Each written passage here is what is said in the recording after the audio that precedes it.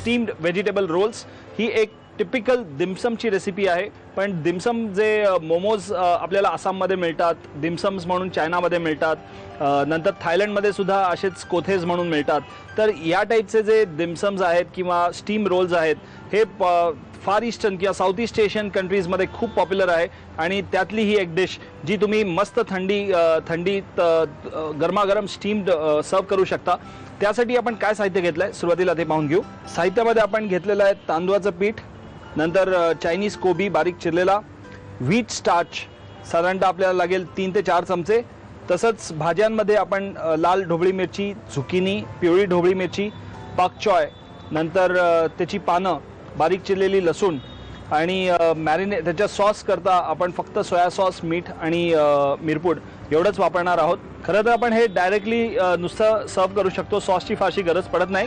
पण आपण सर्विंग करताना थोडासा सोया सॉसचा नुसता डॅब केलं तरी ते भरपूर होतं. कारण सोया सॉसची सुद्धा एक विशिष्ट चव असते जी आपण ॲक्च्युली कधीच घेत नाही. आपण प्रत्येक वेळेला एका राईसवरती ते वरून घालून घेतो किंवा सूपमध्ये घालतो.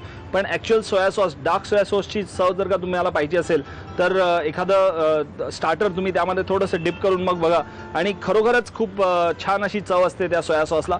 पण यावेळेला मात्र हे जे आपण स्टीम रोल्स करणार आहोत त्यावेळेला तुम्ही नुसतं सोया सॉस सर्व करा आणि मग त्याची खरी गंमत बघा किती छान हे स्टार्टर्स तुम्हाला लागेल ते. सुरुवातीला मात्र आधी तांदूळाचं पीठ घ्यायचं एक अर्धी वाटी तांदूळाचं पीठ घेतलं आणि व्हीट स्टार्च जे आहे, व्हीट स्टार्च जसं पोटॅटो स्टार्च बाजारात मिळतं तसं व्हीट स्टार्च म्हणजे गव्हाचं स्टार्च सुद्धा बाजारात मिळतं. पण जर का नाही मिळालं तर मात्र आपण जसं अगदी मोदक करतो, उकड काढून मोदक करतो त्याच पद्धतीने तुम्ही करू शकता. पण आत्ता मात्र आपण चायनीज स्टाईल हे दिमसम्स बनवतोय, स्टीम रोल्स बनवतोय, म्हणून याच्यामध्ये मी व्हीट स्टार्च वापरतोय. या व्हीट स्टार्चमुळे तुमचे मोदक अतिशय छान सुबक दिसू शकतील. कारण या व्हीट स्टार्चमुळे एक स्ट्रेचेबिलिटी आपल्या त्या उकडीला येते जी नॉर्मल फक्त तांदूळाचं पीठ वापरून येत नाही. एनिवेज आता आपण याच्यामध्ये थोडंसं पाणी घालून याची एक कणिक मळून घेऊ.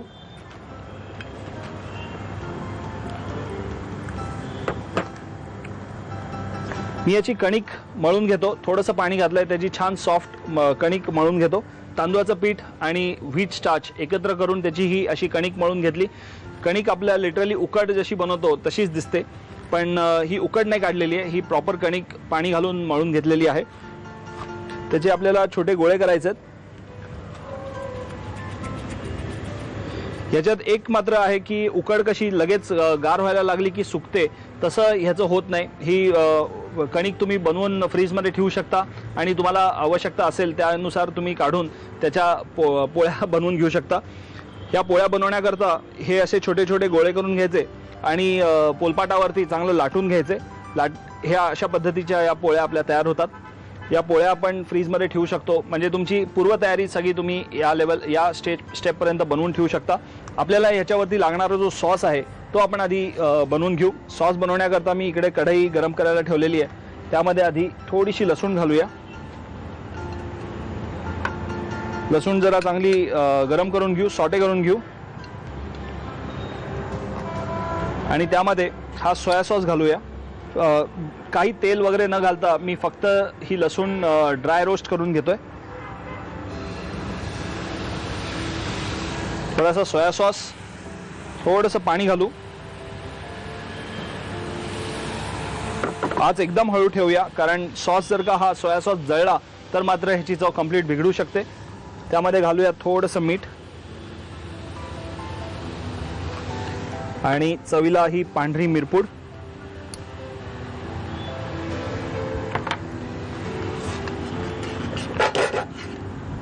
सॉस थोडासा आपण शिजवून घेतोय अजून.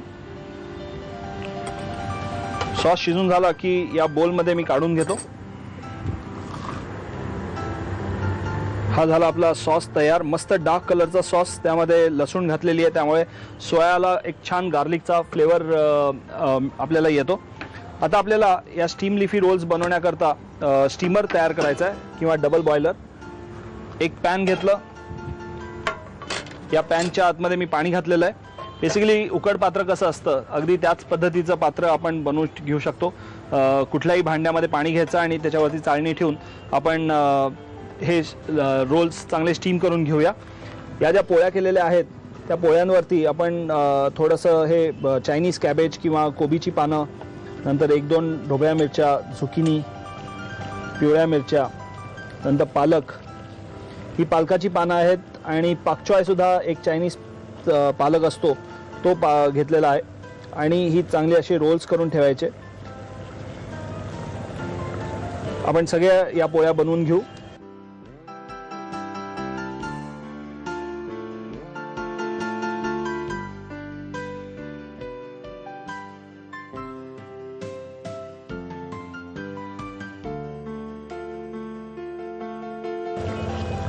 आपण या थाळीवरती हे स्टीम करायला ठेवूया.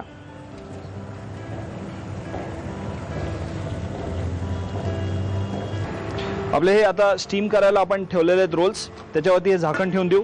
एक 10 मिनिटात हे रोल्स मस्त स्टीम होतील.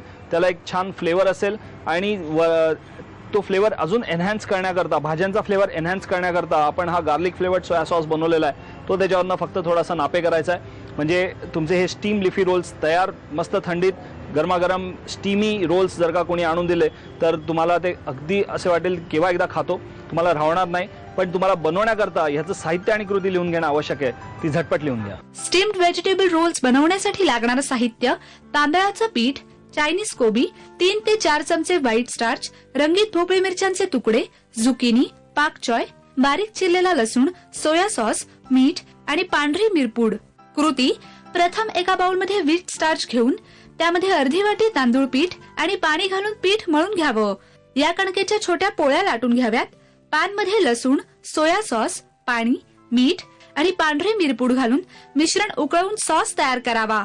तयार पोळ्यांमध्ये कोबी, भोपळी मिरच्यांचे तुकडे, पाकचॉय आणि झुकिनी घालून रोल्स करून घ्यावेत.